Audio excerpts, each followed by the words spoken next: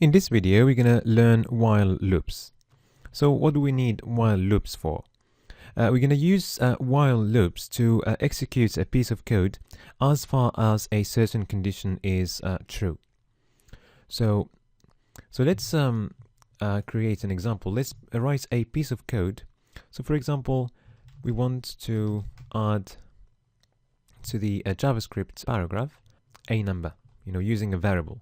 So you're just going to use the getElementsById method, and we're going to refer to my paragraph and access the inner HTML and add the line break first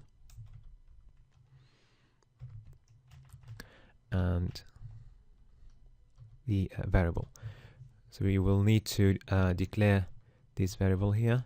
So var I, and we can set it to 0 for now.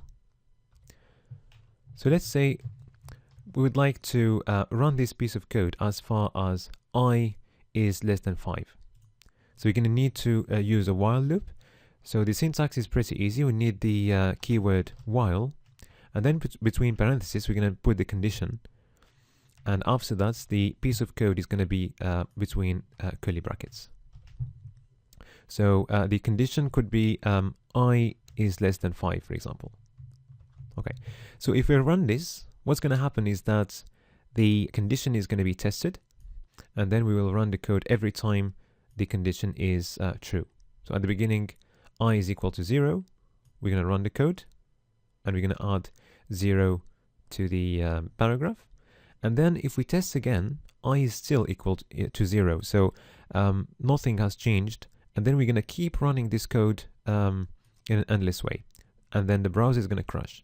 So we definitely need something in the code to change I. So we're going to add or increase I by 1 every time we run this piece of code. And now we are sure that the condition at some point is going to be false, and then we are going to stop the loop. Okay, so let's try this and see. So it is working. So it's kept working from 0 to 4, but once I is equal to 5, the code is not executed. All right. So that's how while loops work. So now we're gonna create a simple game.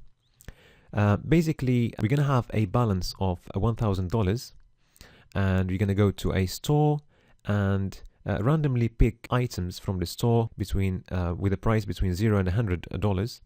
And we're going to keep buying items until our balance is 0. And we are interested to see what's going to happen, how many items we're going to buy, and also what happens to our balance every time we buy an item.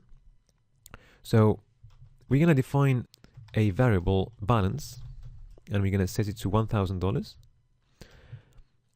Then we need another variable. This one is items bought.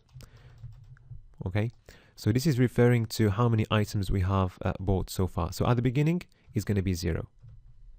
All right, and now we're going to run a loop, and the condition of the loop is going to be our balance needs to be positive. So while our balance is positive, then inside this code, we're going to buy stuff, and then we're going to change the balance and change the number of items bought. And also, we will display something in here.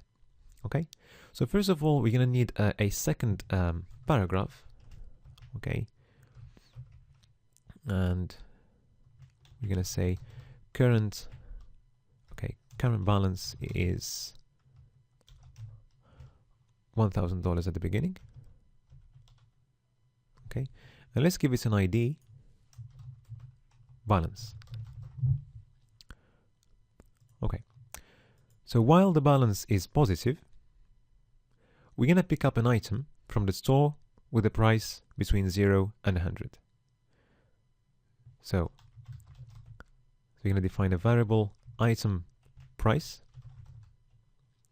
and we want something between 0 and 100. So first we're going to use the math method random. So this will return something between 0 and 1. we want something between 0 and 100, so we're going to multiply this by 100. But we need a whole number. So we're just going to copy this and put it in the parameter of another function. So it's going to be math floor. So this method takes this number and change it to a whole number. Okay? All right. Also, inside the loop, we would like to... Okay, so now we've got a price. So we've got something between 0 and £100, $100, but we don't know whether we are capable of buying that, because we don't know if our balance is sufficient or not. So we're going to need to test whether the item price is within our balance. Okay? So if that's verified, then the number of items bought is going to increase by 1 because we're buying the item.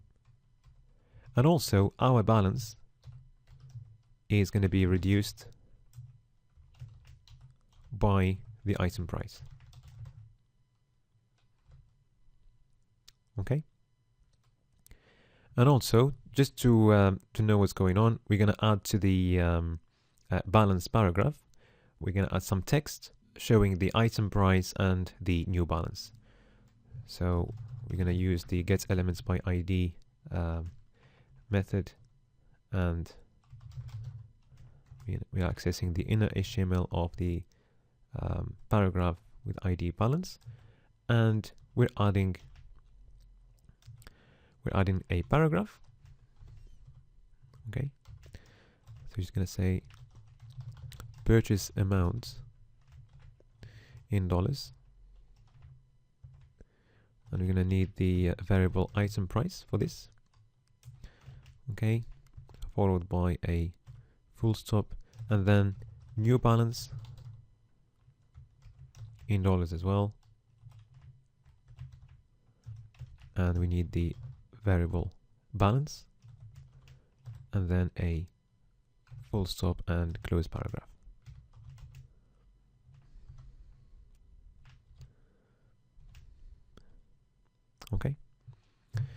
Okay, so let's try this. So our current balance is $1,000. So we've got an error in line 26. Looks like you've got an extra bracket. So let's try again. Looks like we made a mistake here. So it's plus equal. Let's see now. Okay, now it's working. So you can see that at the beginning we've got our original paragraph, and we added these lines as we're going through. So the first item's price was $73, and our new balance went down, down, down until the new balance is 0. Okay. We can add a button just before the paragraph, so that once we click on the button, the code is executed.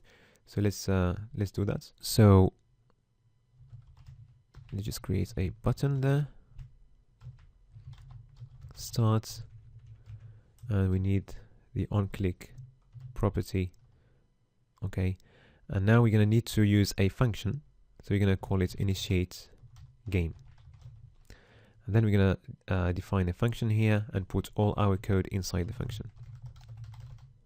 Initiate game.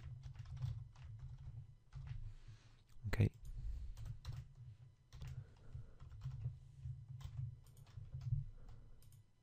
Okay, so now it's working. Once we click on the button, the code is executed. Also, we can add something at the end. So we can add something to the paragraph showing the number of items that we bought. So you can just say document getElementsById balance, and we're adding to the inner HTML a new paragraph. You bought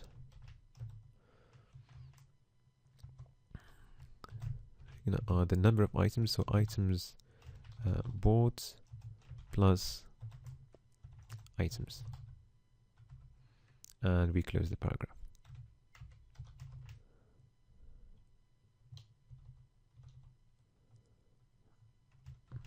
All right.